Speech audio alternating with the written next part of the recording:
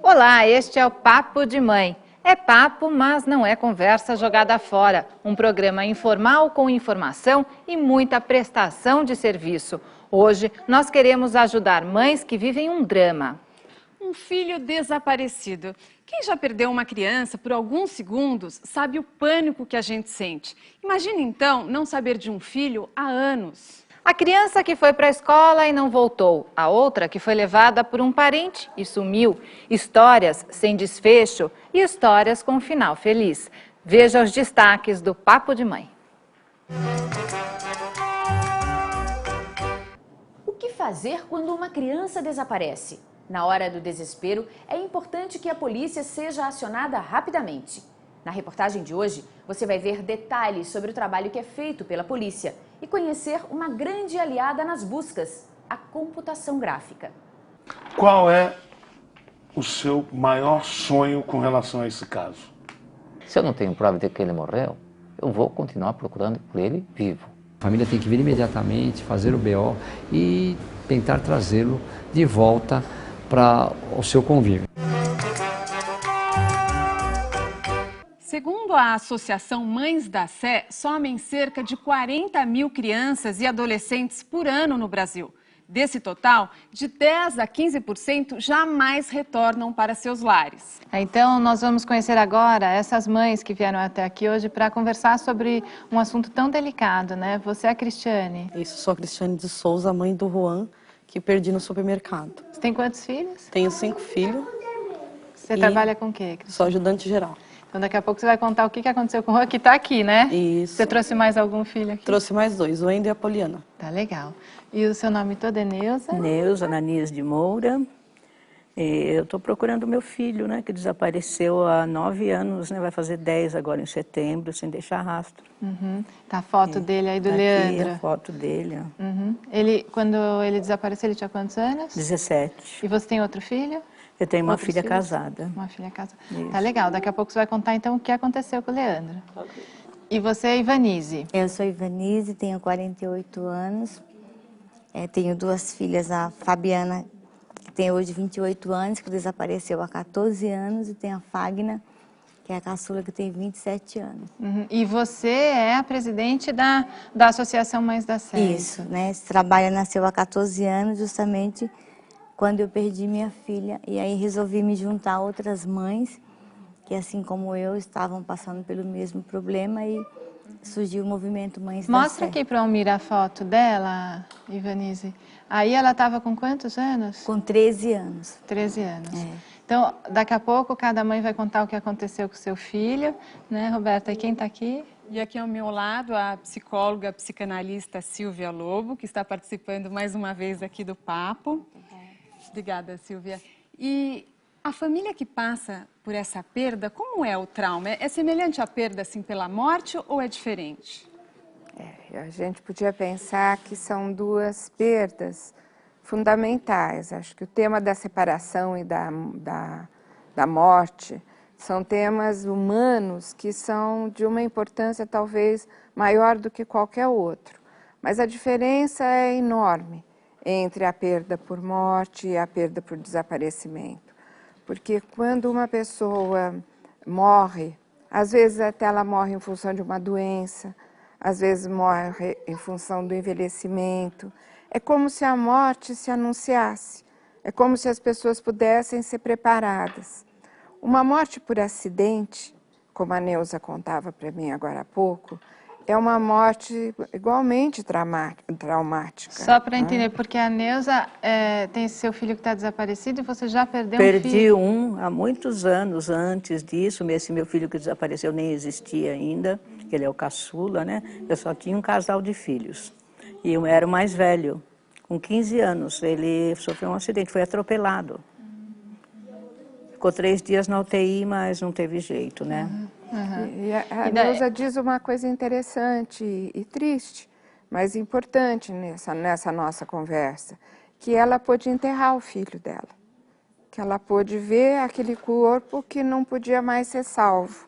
E eu acho que o drama que a Ivanise representa como presidente dessa associação tão importante e como representante dela mesma na perda dessa filha, e a Neuza hoje aqui, é que existe uma perplexidade diante do desaparecimento, existe um sumiço. E uma coisa que nos comove muito, já nesse início de programa, é que ambas dizem a idade que o Leandro estaria e a idade que a filha da Ivanise estaria nesse momento.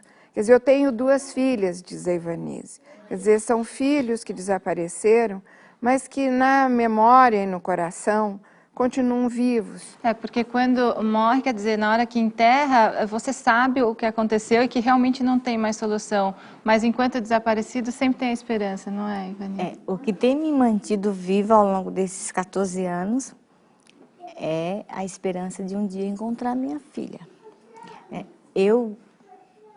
Meu coração de mãe diz que a minha filha está viva em algum lugar desse mundo. O desaparecimento da minha filha é um mistério muito grande. Ela desapareceu a cerca de 120 metros de distância da minha casa. Aqui em São Paulo? Eu morava no bairro de Pirituba, que fica na Zona Oeste. E ela saiu de casa no dia 23 de dezembro de 95, por volta das 20 horas. Foi na casa de uma coleguinha da escola que fazia aniversário naquele dia, só que não tinha festa. Ela só foi lá dar um abraço na amiga. E não foi sozinha, ela foi acompanhada de uma outra colega que morava a 300 metros de distância da minha casa. Então elas foram lá, cumprimentaram a amiga e voltaram. No caminho, cada uma seguiu em direção à sua casa, que eram direções opostas. E foi nesse trajeto que minha filha desapareceu. Em nenhum momento eu esperei muito tempo, porque ela, como não tinha hábito Ela tinha quantos anos mesmo? Tinha 13 anos. 13 anos. E eu comecei a procurá-la logo de imediato. E conforme o tempo passou 20 minutos, 1 hora, e você não achou, e aí o desespero acaba batendo. Isso foi até umas 2 horas da manhã, né? De repente, eu me vi procurando a minha filha debaixo das camas, como se ela fosse uma criança, dentro dos armários de roupa, até que a minha filha me sacudiu e falou: "Para com isso, mãe, porque ela não é mais uma criança". E aí eu acordei o pai dela e fui para a delegacia. No dia seguinte, eu voltei na delegacia, já era Natal, registrei a ocorrência. Era bem véspera de Natal. E a partir daí começou uma busca que parece não ter fim. Ivanise, nisso já se passaram 14 anos e todos os dias você fica em busca da sua filha? Como é que é essa procura? Ela não acaba nunca? Não, eu estava conversando com a Silvia a hora que eu cheguei, né? E se eu tivesse enterrado a minha filha, eu já teria acostumado com a ideia de nunca mais vê-la. Agora, o que tem me matado aos pouquinhos, né, porque nós, na verdade, sobrevivemos, né? A minha vida de 14 anos para cá mudou muito, né? Quando eu tinha minha filha, eu tinha uma família, né? Eu tinha um marido, eu tinha 2 filhas, eu tinha uma família completa. Depois, com o desaparecimento da minha filha, a minha família se desestruturou. Quer dizer, tem que conviver no dia a dia com essa angústia de não saber o que aconteceu, né? Sim, e assim, porque nós, enquanto mães, nós não estamos preparadas para perder os nossos filhos. Nós nos preparamos para os nossos filhos nos enterrar. Mas quando você tem um filho que ele morre de forma inesperada, você vive um luto, você enterrou um corpo. A saudade, ela vai existir sempre. Mas você sabe que teu filho morreu e ele não volta mais. Agora, quando ele desaparece, é muito pior. E como surgiu a força para criar a Associação Mães da Olha, Sé? quando eu perdi a minha filha, eu perdi a vontade de viver. Durante 53 dias eu fiquei em estado de choque. Quem me conhece e sabe do meu drama do início sabe o estado que eu fiquei.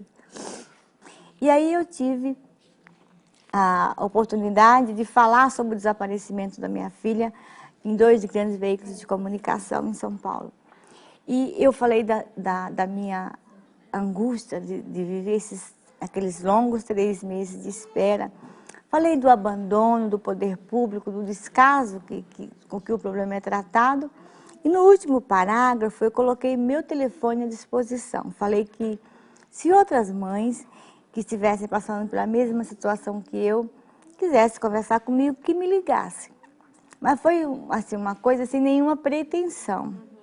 E daí quantas mães te ligaram? No dia seguinte, para minha surpresa, meu telefone começou a tocar por volta de umas 8 horas da manhã e não parou até hoje. Nossa. Foi uma coisa que... Hoje são quantas mães que fazem? Mais de 7 mil. E são do país todo? Ou do só... país todo. Né? Foi uma coisa que me deixou assim, extremamente alarmada, porque eu não tinha noção. E a Neuza é uma dessas mães, então. Neuza, conta um pouco pra gente, quer dizer, você já viveu, infelizmente, essas 2 situações, né? De perder um filho por acidente e outro que desapareceu. E como que você vivencia essas 2 situações? É realmente diferente? É completamente diferente, porque quando você perde uma pessoa amada, um filho, um parente muito chegado, né, tal, bate um desespero muito grande, uma tristeza muito grande, né, a sensação de perda é terrível. Mas você sabe que não tem volta, não tem volta. Então você tem que ter forças e procurar um jeito de sobreviver, né, sem a pessoa. Com o tempo você vai aceitando, porque não tem outra maneira. E quando desaparece, não. Quando desaparece, você sofre todos os dias, todos os anos. E com seu filho, o que aconteceu? Ele saiu para ir numa festa de aniversário, saiu bem, brincando comigo. Quantos anos ele estava? 17. Saiu brincando comigo, ele não tinha motivo nenhum para desaparecer, porque era o caçula, né? Ele estudava, queria trabalhar. E ele ainda dei dinheiro para ele nessa festa, tudo. Chegou na casa da namoradinha, que era lá perto da minha casa, em São Paulo, uns 3 também. quarteirões São Paulo. Uns 3 quarteirões da minha casa. Pediu para ela voltar com ele. Você vê que ele não pretendia desaparecer, porque senão não convidava ela para trazer ele, né, vir com ele até em casa, para colocar os brincos que ele havia furado a orelha. E ela falou que não, que ela precisava se arrumar ainda, que ela ia tomar um banho e tal, para que ele pegasse a bicicleta de um colega lá, nem sei de quem era essa bicicleta, para ele vir o mais rápido possível. Ele pegou a bicicleta e desapareceu no quarteirão da minha casa. Olha. Com bicicleta e tudo. Que coisa, né? São 2 casos de perto de casa, né? Perto de casa. E nunca teve nenhuma notícia? Nada. Nada, nada. Tem aquelas notícias, né, que não são concretas. Ah, eu vi um parecido lá em Minas Gerais. Eu fui lá em Minas Gerais, eu fui. É mesmo, você vai atrás? Vou. E no dia do desaparecimento, surgiu alguma pista, alguma... Nada. Informação, igual no caso da Ivanise. Igualzinho. Ele era muito querido no bairro. Ninguém viu nada. Foi mais de 1000 pessoas na minha casa. Nossa. Chocou o bairro inteirinho. E daí, quando foi que você foi procurar a Ivanise? Depois você de algum se deu tempo, conta de que... Eu não sabia o que fazer, porque já havia feito tudo que era possível, né? Andava, liguei para muitos hospitais, né? De todo aqui São Paulo inteiro e Grande São Paulo também. E eu havia acabado de sofrer um acidente, tinha quebrado a bacia, nem podia andar muito, sabe? Aí eu estava assistindo televisão e eu vi a Ivanise. Nem lembro mais o programa, Ivanise. Aí eu tirei o telefone e falei, eu liguei para ela. Aí ela falou, vem aqui fazer um cadastro, a gente Quer vê dizer, o que você faz. se identificou com... Aí desde então, né, já apareci algumas vezes na televisão, tudo graças às Mães da Sé, né? Que de vez em quando, né, tem uma emissora que se interessa e tal. Quem sabe a gente pode Quem sabe? ajudar a dar uma luz. Quem sabe são vocês agora, né? Tomara que Deus esteja olhando. E no caso da Cristiane, né? Quer dizer, graças a Deus, você teve um desfecho na história. Ela viveu 40 minutos de agonia, então você sabe pelo que essas mães estão passando, né? É. Conta o que aconteceu com o Juan, é isso? Quantos anos ele tá? O Juan tá com 4 agora, mas ele tinha 3. E o que aconteceu? Eu fui no supermercado, fui comprar os ovos de Páscoa e o mercado estava muito lotado. Coloquei ele no carrinho sentado, peguei todos os ovos de Páscoa e fui andando no mercado. Aí ele pegou e falou, quero bolacha. Entrei no corredor da bolacha. Isso que eu virei, que eu estou escolhendo a bolacha, que eu volto, ele já não estava mais no carrinho. Ali eu travei, não consegui ir para frente nem para trás, só gritava.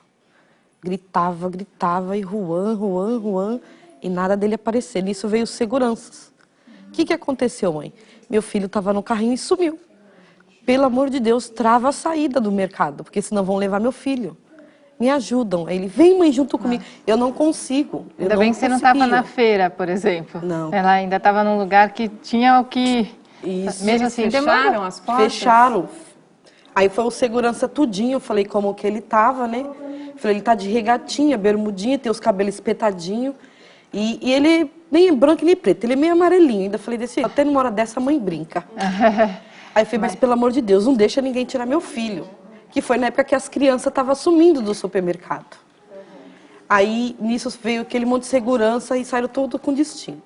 Aí veio o gerente. Demorou, né? Demorou. Veio o gerente e falou, mãe, me acompanha. Aí eu falei pro gerente, eu não consigo andar. Se eu sair daqui, eu vou cair. Aí ele pegou e trouxe uma cadeira, eu sentei. Nisso que eu sentei, só gritava e chorava. Meu marido, então, o seu marido estava também? Junto. Tava eu, ele e o Juan. Paralisou. Ele não conseguia nem falar. A única coisa que ele falava, levaram meu filho. Ai, e eu, cala a boca. Não levaram o menino. Aí depois de 40 minutos, foram achar o Juan no estacionamento, sentado perto do carro da gente. Então ele tinha saído? Tinha já saído do mercado. Nossa. Quer dizer, é numa situação dessa que pode ser que a criança realmente desapareça e não volte mais, não é? A Ivanise, que conhece tantas mães, acho que no próximo bloco a gente pode até conversar um pouco mais sobre isso.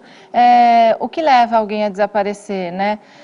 Ou porque se perdeu, ou, enfim, o que acontece? E outros a gente não tem explicação nenhuma, né? Então, no próximo bloco, você vai saber também como é que é o trabalho da polícia quando uma criança desaparece. O Papo de Mãe volta já.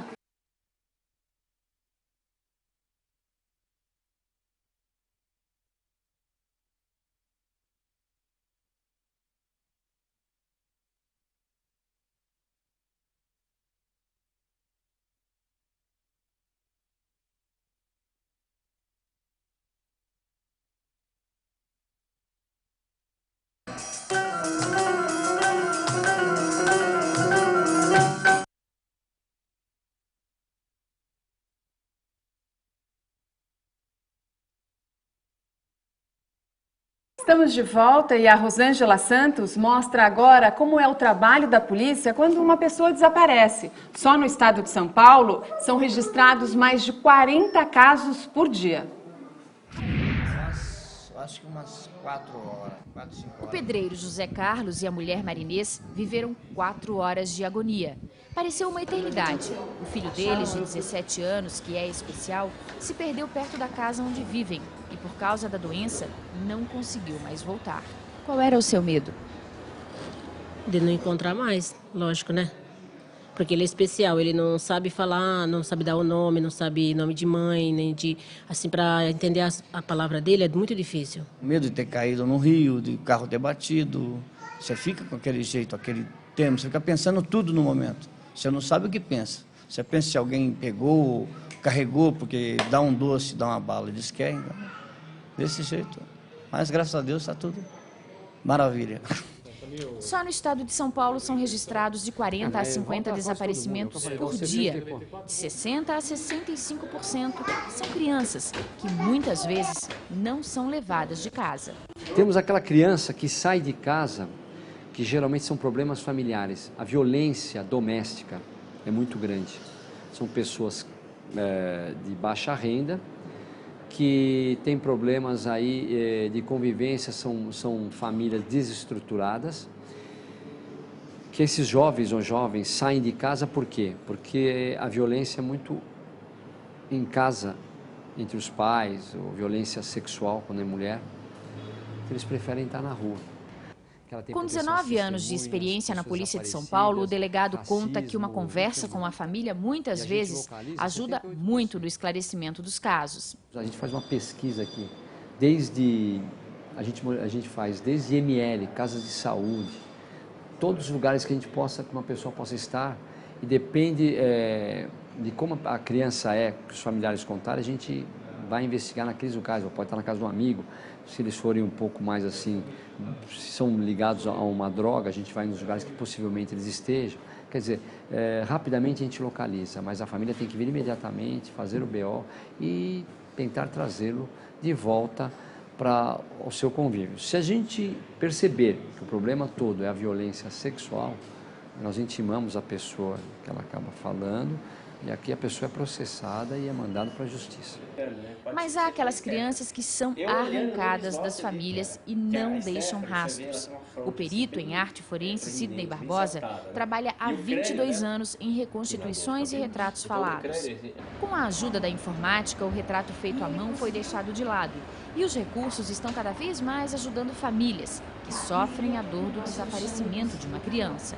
Na tela, uma imagem da menina inglesa Madeleine, que sumiu em uma praia em Portugal em maio de 2007. E uma projeção, feita com o computador, de como ela estaria hoje, agora com 6 anos.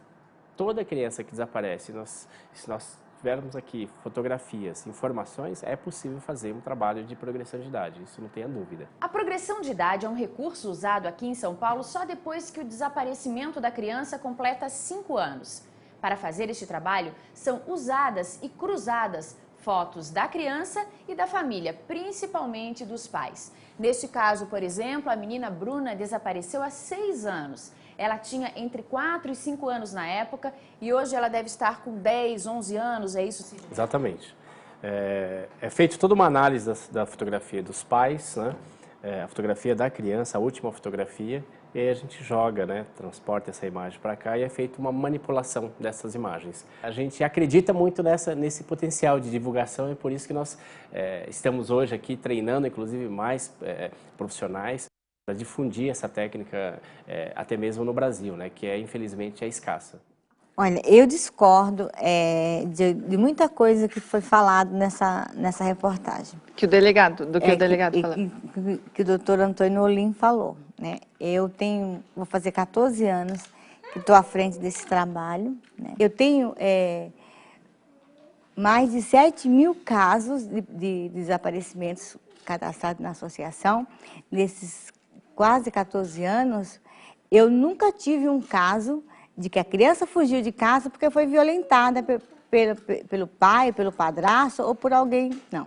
A criança que foge de casa é uma criança que está vivendo dentro de algum tipo de conflito familiar. O que acontece? A criança de 0 a 7 anos é um número muito pequeno que desaparece. Acho que nesse caso se perde mesmo, né? Porque Sim. acho que eu entendo o que você está dizendo, porque assim, existe a criança que se perde, existe a criança que é levada por alguém contra a vontade.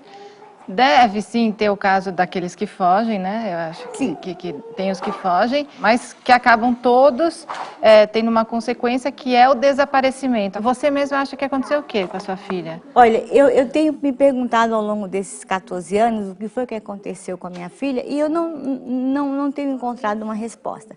É muito importante a gente falar o seguinte, a criança que desaparece, ela é usada para vários fins de atos criminosos. Adoção ilegal, tráfico de órgãos, tráfico de seres humanos, né? A exploração sexual. Quer dizer que existe o roubo mesmo de seres humanos, roubo de criança, entendeu? Né? O nosso país ele já está no patamar de igualdade no tráfico de seres humanos, na mesma proporção do tráfico de drogas e de armas. 70%, uns falam 70%, outros falam 83% das pessoas que são traficadas no Brasil são mulheres e adolescentes dos 12 aos 18 anos, que são usadas exatamente para a exploração sexual. Então, a criança que foge de casa é fácil de achar. Nós temos um índice muito grande? Temos sim. Mas a criança que foge de casa, o mais longe que ela vai é até a Baixada Santista. E essa tecnologia que a polícia detém hoje, isso é bom, não é? Facilita? É ótimo. Em São Paulo, esse trabalho começou a ser feito a partir do ano passado. Porque até poucos anos atrás, o único estado que tinha essa projeção de imagem, que o estado que é pioneiro nesse resultado é o estado do Paraná, né, que eles têm um trabalho de projeção de imagem lá muito excelente. A gente vê a Neuza aqui com a foto do Leandro, né? Quer dizer, ele já deve estar bem diferente do que... 26 anos, né? Ele tem agora, ele tinha 17, ele era um adolescente. E você? O que aconteceu naquele dia? O que passa pela sua cabeça? Que possa ter acontecido? Eu não sei, viu? Eu acho assim, meu filho, ele era um menino que não era valente, assim, brigão. Acho que toda essa personalidade tem que ser levada em conta, Tem que ser levada em conta. Ele tinha uma mania de brincar demasiadamente com as pessoas. Tem gente que não gosta. Tem gente que não gosta. Uma pessoa falou para mim que havia uns rapazes, uns homens, que quando ele passou de dia, no mesmo dia, ele passou e essa pessoa ouviu essas pessoas falarem assim, esse camarada é folgado, vamos pôr ele no lugar dele. Ai, meu Deus. Ele brincalhão. Eu falava para ele, não brinque assim com as pessoas, tem gente que não gosta. Ele fala, mas estou brincando, mãe. Eu falei, você está brincando, eles não. Você acha que o seu casamento acabou depois do que aconteceu com a sua filha? Desestruturou a família toda? Então, eu estava vendo ali o doutor Antônio Nolin falando que as crianças fogem de casa porque vivem dentro de um lar desestruturado. No meu caso, foi o contrário. O meu lar veio se desestruturar com o desaparecimento da minha filha. 7 anos depois do desaparecimento da minha filha, veio a minha separação com o pai dela. Porque você fica ali tão envolvida e obcecada em encontrar... Você não consegue pensar em outra coisa, que você não consegue, você acaba esquecendo do teu papel de esposa. Foi isso que aconteceu. Eu acabei me envolvendo tanto na busca... E de mãe da sua outra filha, esse papel como ficou? Olha, no começo, quando a Fabiana desapareceu, eu acabei também esquecendo da minha filha, até de forma inconsciente.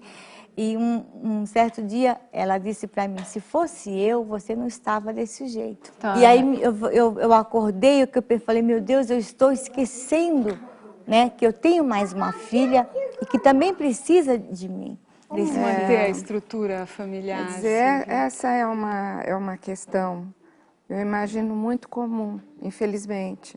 Porque o desaparecimento, ele dilacera a ordem do mundo que estava posta. Não pela perda da criança só, ou do adolescente, mas também porque é uma perda sem explicação. Então, o fato de não se entender por que aquilo aconteceu, faz com que a pessoa que perdeu alguém muito importante se depare com nada. O nada, o que aconteceu? Nós estamos vendo tanto com a Neuza como com a Ivanise que tentar entender por que essas crianças desapareceram, no caso específico dos 2 jovens, é impossível.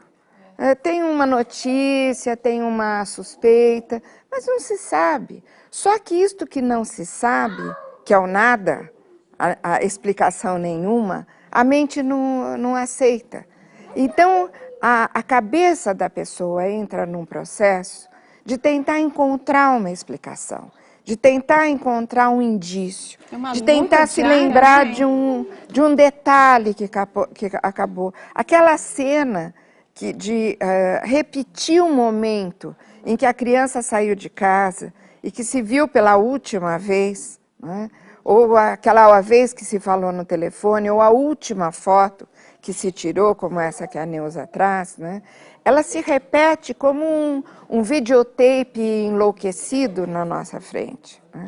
Então eu acho que aí fica muito difícil dessa família de fato se organizar. Em algum momento do VT foi colocado uma palavra que o filho foi arrancado, crianças que são arrancadas. Dizendo, no desaparecimento, a mãe repete, ela revive uma situação de desenraizamento, de arrancamento, que todas nós passamos quando um bebê nasce, mas que nós nos conformamos, e muito, quando nós podemos pegá-lo de volta para nós, não mais de dentro do nosso corpo, mas nos nossos braços. Agora, quando ele é arrancado e ele não volta para nós de fato enlouquecemos. Vocês têm algum apoio lá, Ivanise? Como é que é? Eu tenho hoje, eu só tenho uma psicóloga, né, que ela é psicopedagoga, que é a dona Marta, que é voluntária nossa lá. Ela faz um trabalho de atendimento aos casos que precisa,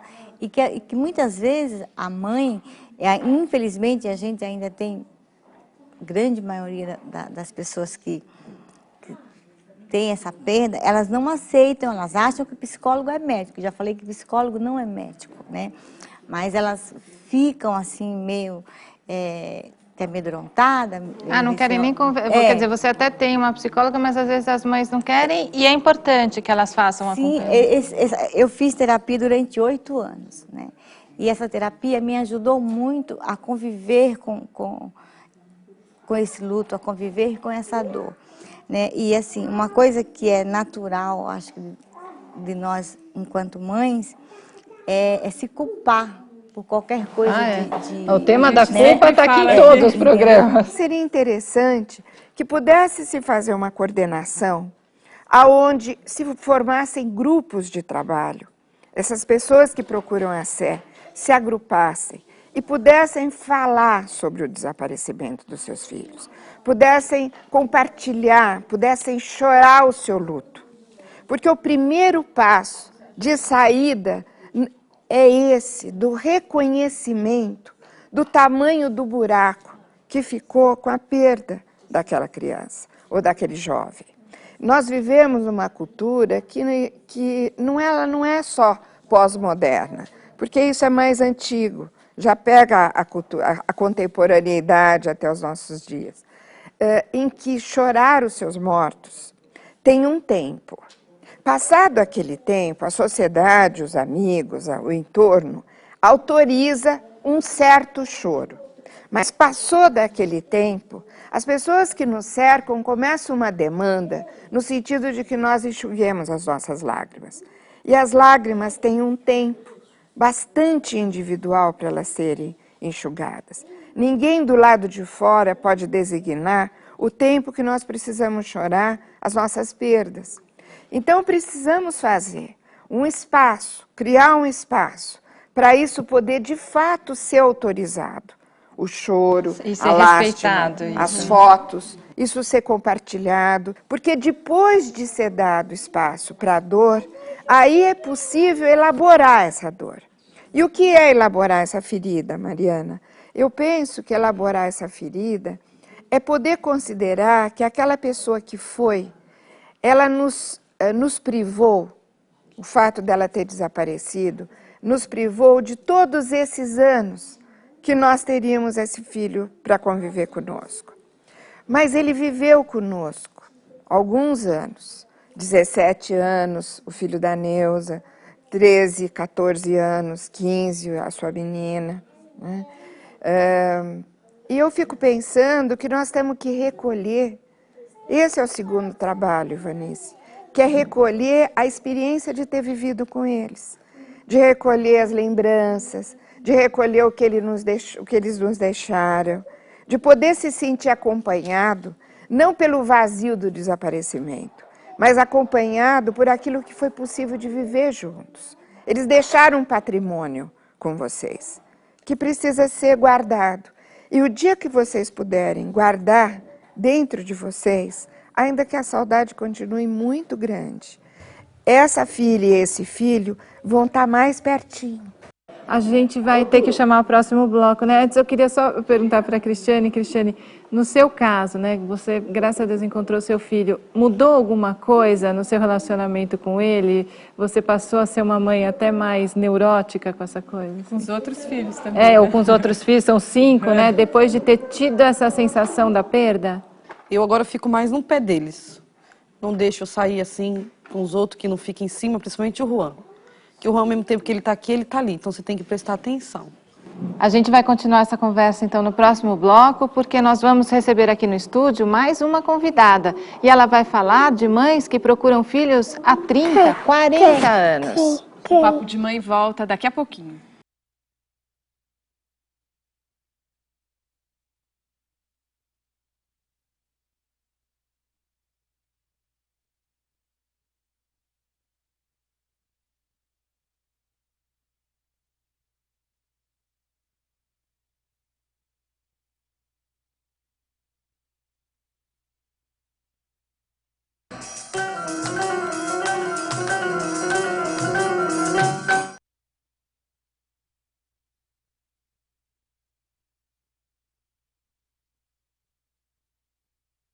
Agora aqui com a gente está também a Laura Petit, de uma ONG de desaparecidos políticos. Qual que é o nome da ONG, Laura? Comissão de Familiares de Mortos e Desaparecidos Políticos de São Paulo.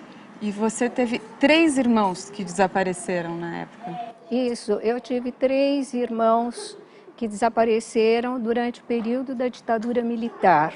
A Maria Lúcia, ela desapareceu em 1972, anos mais tarde a gente soube que ela foi morta pelo Exército no sul do Pará. O Jaime, ele foi morto em 1973, no dia 23 de dezembro de 1973. E o Lúcio, ele foi morto, foi executado, ele foi feito prisioneiro pelo Exército, foi executado por volta de abril de 1974. 24 anos depois, a sua morte, no ano de 1996, o corpo dela foi exumado no cemitério de Xambioá, em Tocantins, trazido para a Unicamp, e mesmo assim, por motivo político, demorou 5 anos para que fosse feita a identificação dos restos mortais dela. E a sua mãe acompanhou tudo isso? A minha mãe acompanhou tudo isso, quer dizer, sem certeza, e pelo menos ela pôde enterrar, o corpo foi trasladado para Bauru, para o interior de São Paulo, e até o fim da vida ela alimentou a esperança de que poderia ainda sepultar os outros 2 filhos mais velhos. Laura, você passou a vida lutando junto com a sua mãe, né, e vendo o sofrimento dela. Hoje você tem seus filhos. Como é que foi acompanhar toda essa luta da sua mãe e hoje ter herdado isso dela, né? Porque ainda não teve um desfecho. Pelo fato de ser mãe, estar muito próxima à minha mãe, saber da situação dela de viúva, de entender a dificuldade que ela teve de criar assim. Com 28 anos ela ficou viúva, com 4 filhos pequenos, a luta dela para fazer os filhos estudarem e depois estar vivendo esse drama de não poder, é lógico, num período de ditadura, como o Brasil teve uma ditadura de 21 anos, em que a censura obrigava as pessoas a se calarem, e eram perseguidas, e a gente não poder nem publicamente chorar. A gente está falando muito das mães, mas logo que eu cheguei hoje cedo, o Ricardinho veio conversar comigo e me contou de um amigo seu que há 20 anos também procura pelo filho. O que aconteceu, Ricardinho? Há mais de 20 anos, e foi um desaparecimento que foi bem noticiado na imprensa na época, porque era um grupo de escoteiros, e eles estavam perdidos, eu não sei se lugar que foi exatamente, e o grupo foi achado depois, e esse garoto nunca mais foi achado. Então o pai procura há mais de 20 anos por esse filho, é o Ivo Simon. Nós estamos na casa do jornalista Ivo Simon. Aqui moram ele, a esposa e um casal de filhos. Eles têm também mais 2 filhos que moram fora, mas está faltando uma pessoa, o filho do meio, Marco Aurélio, que está desaparecido desde 1985. Conta pra gente como foi que seu filho desapareceu. Ele ingressou no escotismo e 5 anos depois foi fazer uma excursão com mais 3 escoteiros e um líder ao Pico dos Marins, que é o mais alto do estado de São Paulo, 2.420 metros de altitude. Na subida da serra, que é ali em Piquete, na divisa entre São Paulo, Minas e Rio de Janeiro, um dos garotos se machucou, mais ou menos a 1.600 metros de altitude. E o grupo decidiu regressar. Agora, esse garoto era o mais pesado do grupo. Então, o líder, e com o apoio dos escoteiros, eles decidiram enviar o Marco Aurélio à frente, que era monitor, em busca de algum socorro.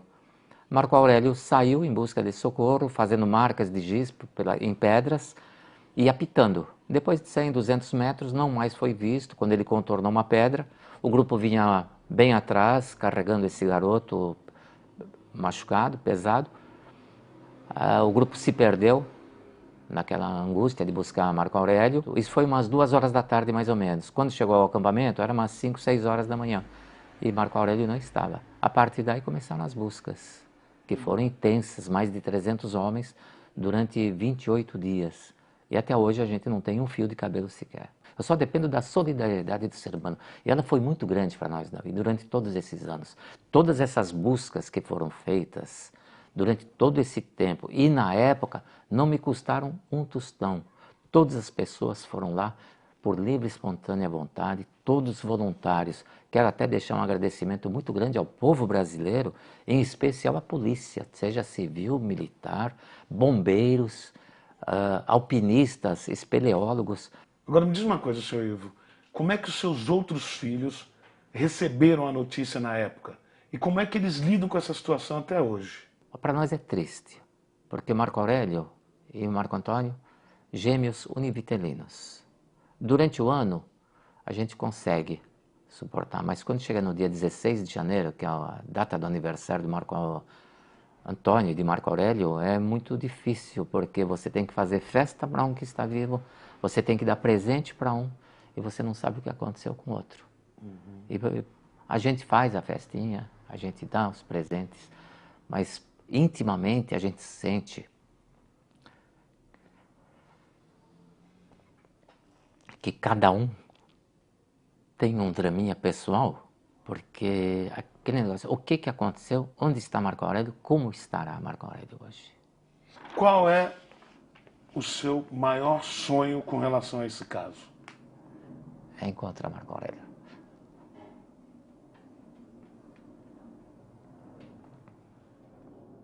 Mas ele é uma pessoa que toca a vida dele, obviamente, tem outros filhos, tem a profissão, mas sempre tem esse filho na cabeça, o que aconteceu com ele. Porque... E a Júlia está aqui, a Júlia trabalha com a gente no Papo de Mãe na produção, e nós convidamos ela para contar que você já se perdeu e foi aonde? Na praia, né, Júlia? Eu já me perdi 3 vezes, a última delas foi no ano passado, já grande, numa trilha, numa cachoeira, eu estava sozinha com um cachorro, a trilha era no terreno da casa onde eu estava, me falaram que eu podia ir, que o cachorro sabia o caminho, e na hora de voltar, eu não via por onde dava para sair, né? E aí, primeiro eu não percebi, né, que eu estava perdida, assim, achei que eu ia encontrar logo, depois deu um desespero, mas depois também, né, assim como as mães são fortes, os filhos também são, né? E aí depois eu achei o caminho, eu resolvi seguir o cachorro e parar de tentar descobrir eu mesma e cheguei. Mas quando eu era menor, eu me perdi na praia uma vez também.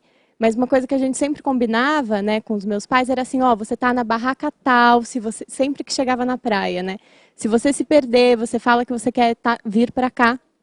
E uma coisa que eu senti também é que nesse último caso eu estava totalmente sozinha, né? Mas da primeira vez tem mais gente. E aí a questão é, em quem eu confio? Eu não confio? Mariana, Oi. eu na minha família eu também tive um caso de desaparecimento, que teve um final feliz, mas foi na ditadura também. Um primo estava na faculdade, diretor acadêmico, centro acadêmico, né? Militância universitária e tal. E ele desapareceu. E ficou um bom tempo, né? E ninguém sabia. E é uma situação desesperadora. Aí depois de muito tempo, sabe que ele estava preso. Aí consegui localizar. Depois ele foi libertado e tal. Né? Teve um final feliz. Teve um final né? feliz. Mas esse período, né? É porque enquanto não tem uma resposta, todo mundo espera pelo final feliz, né? Ainda pensando nessa questão que do desaparecimento por motivos políticos, eu hoje fico muito comovida conversando e ouvindo, porque isso me reporta aos meus 20 anos. E aos 20 anos, também na época da ditadura, na militância política, eu e meu marido fomos presos. E ficamos desaparecidos um mês e pouco, né? O que nos salvou é que ele era jornalista. Isso impediu que barbaridades reais não fossem, do ponto de vista concreto, não fossem cometidas. Mas isso não impediu que barbaridades psicológicas fossem cometidas com nós, junto com todos os amigos e as pessoas que queriam um outro Brasil, como nós estamos ouvindo agora. E também, só complementar quando você disse como sendo a salvação, seu marido ser jornalista e vocês terem saído de uma prisão ilegal, que foi um sequestro, porque vocês foram retirados da sua casa e levados, né? Não pelo fato dele ser jornalista, porque eu queria lembrar do caso do Vladimir Herzog, que era jornalista, compareceu espontaneamente para prestar depoimento no DOI-CODE, e no dia seguinte ele foi encontrado morto e depois, sob tortura, ele foi morto e ainda fizeram uma versão falsa de que ele tinha se suicidado na prisão. Saiu publicado em jornal uma foto assim inverossímil, porque ele teria se suicidado com o cinto do macacão, né? E pendurado numa janela, ainda com os joelhos dobrados, não havia nem altura suficiente para uma pessoa se suicidar. Terminou o período da ditadura militar, teve a transição para a democracia. Até hoje, nós familiares continuamos pedindo, devolvam pelo menos os corpos. Ainda são quantos? Da lista oficial dos desaparecidos, que no governo do Fernando Henrique, a lei reconheceu a responsabilidade do Estado das mortes, mas só assim, colocando o nome e o ano da morte. Eram 136. Até hoje foram identificados 2 na vala de Perus. Perus, aqui em São Paulo. E 2 no Araguaia. A justiça brasileira diz que é lenta, lentíssima. As mães já faleceram, deve ter assim uma meia dúzia, eram 22 mães, né?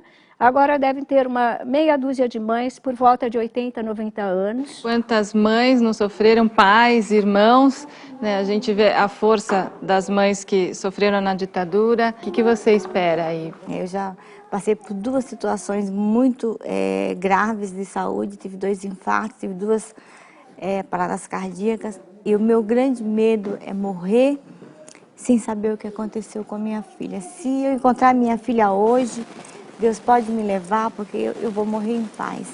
Eu estava lendo a camiseta delas e eu lembrei de uma frase que eu vou carregar comigo pro resto da minha vida. Que a única luta, a única causa perdida é aquela que você abandona. E o site da Mães da Sé? O nosso site é mãesdasé.org.br. E a sua expectativa qual é, Neuza? A minha expectativa é de encontrá-lo vivo, né? Eu tenho fé em Deus. Eu tenho certeza que eu vou encontrá-lo. E eu quero aproveitar agora no final para ler uma carta que a gente recebeu de uma telespectadora. O meu nome é Solange Lopes Fernandes Brasil. Venho através deste programa tentar encontrar minha filha Thaís Rayara Fernandes Brasil, a qual fui obrigada a deixar com o pai quando nos separamos. Quer dizer, ela deixou com o pai e, na verdade, não encontrou mais a filha, né? O pai desse Evangelista Gomes Brasil é filho de Geraldo Gomes Brasil, quem sabe aí no Ceará alguém está escutando, né? E Maria Rodrigues da Silva. Na época morava na cidade de Icó, no Ceará. Hoje ela está com 14 anos e já faz 11 anos que não a vejo. E, por favor, se alguém conhecer a Thaís Rayara, né, entrar em contato aqui com o programa Papo de Mãe. Acho que ela aproveitou o momento para conversar com a filha. Querida filha Thaís, foi o momento mais difícil da minha vida quando nos separamos. Foi tirado de mim toda a felicidade, pois vivo com um vazio imenso, mas nunca desisti de ter esperança e fé em Deus que irei reencontrá-la. Eu e seus irmãos te amamos muito. Não vemos a hora de te abraçar, beijar e nos unirmos novamente. Te amo, filha.